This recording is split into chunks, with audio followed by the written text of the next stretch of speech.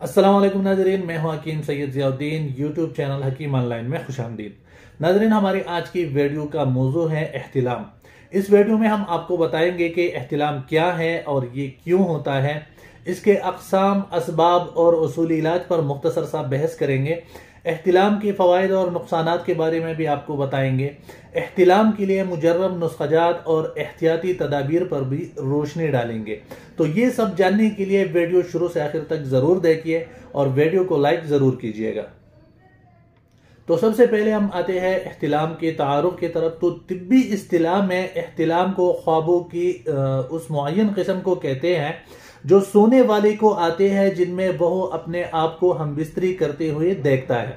बाज़ हुक्माए कराम व फुक़हाए दीन एहतिलाम में ख्वाब देखने को ज़रूरी नहीं समझते, बल्कि नींद की हालत में मनी निकलने को ही एहतिलाम कहते हैं, चाहे ख्वाब देखा हो या ना हो। शरीयत इस्लामी में एहतिलाम एक तबी चीज़ है और इस पर इंसान का मुआखज़ा नहीं होगा। इस्लामी अहकाम में एहतिलाम नौजवानों की निस्बत बुलूग की अलामत शुमार होता है। एहतिलाम जुनाबत का बाइस है, इसलिए मुहतलिम शख्स को नमाज, रोज़ा और दीगर इबादत की अदायगी के लिए गुस्ल जनाबत करना लाजमी होता है। रोज़ा की हालत में एहतिलाम रोज़ा टूटने का सबब नहीं होता। अब एहतिलाम क्यों होता है, यह समझने के लिए पहले एहतिलाम के अक़साम के बारे में जानना ज़रूरी है। तो एहतिलाम की दो ही अक़साम है, एक तबी एहतिलाम, दूसरा गैर तबी एहतिलाम। तो सबसे पहले हम बात करेंगे तबी एहतिलाम के बारे में। नौजवानों में बुलूगत के बाद खुशियों में मुसलसल बनने वाली रतूबत, जिसको मनी या सीमेन कहा जाता है, यह पैदा होकर सेमिनल वेसल्स में जमा होती रहती है और बवक्त इंजाल खारिज होती है। जब बहुत दिनों तक ये मनी खारिज ना हो और इसकी तबई उम्र भी पूरी हो जाए, जो कि मुख्तलिफ मर्दों में मुख्तलिफ दिन होते हैं, और टेस्टोस्टेरोन हार्मोन्स की सतह भी अपनी हद से ऊपर होने लगे, तो एहतिलाम की सूरत में ये मनी खारिज हो जाती है और टेस्टोस्टेरोन की सतह भी अपनी नॉर्मल जगह पर आ जाती है। तबई एहतिलाम में इन शराइत का होना लाजमी है। तबई एहतिलाम हमेशा ख्वाब के साथ आता हो। तबई एहतिलाम में इंतिशार बिल्कुल ठीक हो। एहतिलाम किसी इंतिशार पैदा करने वाले ख्वाब के साथ हो। एहतिलाम में इंजाल के वक्त जिमा जैसी लज्जत महसूस हो और एहतिलाम के बाद सेहत पर कमजोरी, सुस्ती वगैरह का कोई असर ना हो। और इन शराइत की वजह से ही तबी एहतिलाम के कुछ फवाइद भी अतबाई कराम ने लिखे हैं, जो ये हैं। अगर एहतिलाम तबई तौर पर आए तो उसको जिमा का नैमुल बदल भी कह सकते हैं। ऐसे अफराद को आम तौर पर बहुत अच्छे ख्वाब आते हैं और जिमा जैसी लज्जत महसूस करते हैं।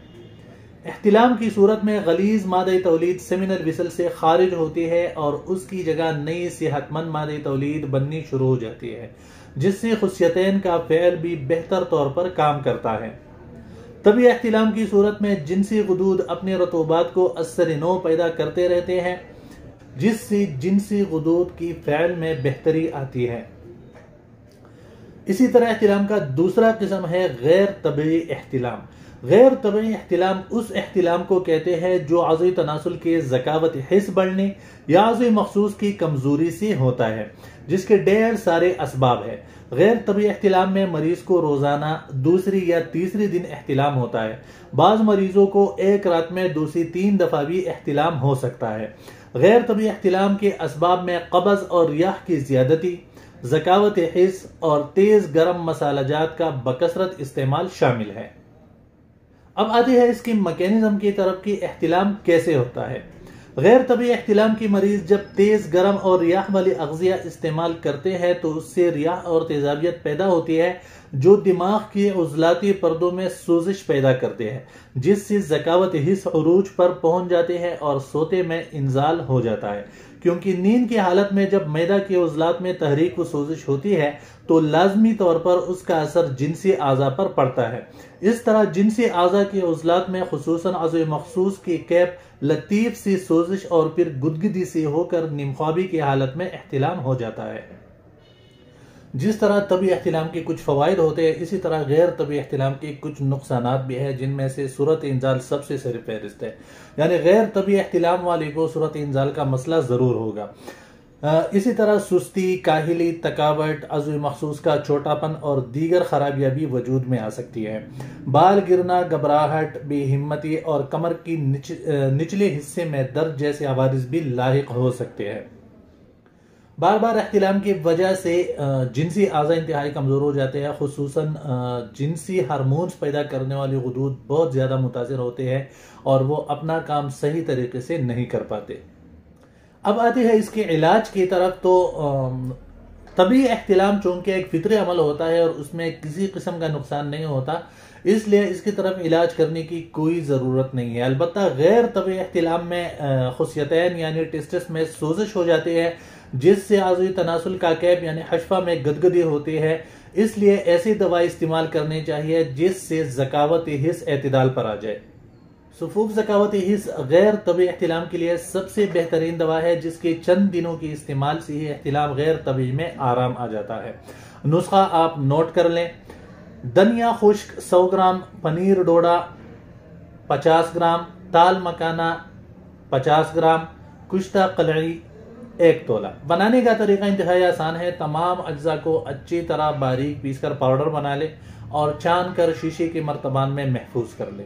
तरकीबी इस्तेमाल भी आप नोट फरमा ले। 1 चम्मच सुबह शाम ताज़ा दूध या पानी के साथ इस्तेमाल करें। इसी तरह एक और आसान और सहल नुस्खा, जिसमें सिर्फ खुश्क धनिया आपने लेना है 100 ग्राम और मिश्री आपने लेना है 100 ग्राम। दोनों को अच्छी तरह बारीक पीसकर पाउडर बना ले। 1 चम्मच दिन में 3 मरतबा सुबह, दोपहर और शाम को ताज़ा पानी के साथ खिलाएं। इंशाल्लाह इसके बेहतरीन रिजल्ट आएंगे। तैयार अद्वियात में भी गैर तबी एहतिलाम के लिए बेहतरीन दवाइयाँ मौजूद है, जिसके चंद दिनों के इस्तेमाल से ही आराम आ जाता है। हमारे तजुर्बात और तहकीक के मुताबिक एहतिलाम के लिए तैयार अद्वियात में जो हमारे मामूली मतलब है जर्नाइड हमदर्द कंपनी का, ये आपको स्क्रीन पे नजर आ रहा है। राहत टैब गोलियां करशी लेबॉर्ट्री की है और लबूबी बारिद नुकरई ये भी करशी लेबॉर्ट्री की है।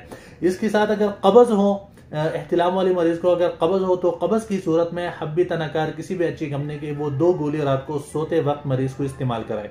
इंशाल्लाह इस नुस्खे के 2 से 3 हफ्ते के इस्तेमाल से ही शदीद से शदीद किस्म का गैर तबी एहतिलाम वो मामूल पर आ जाता है।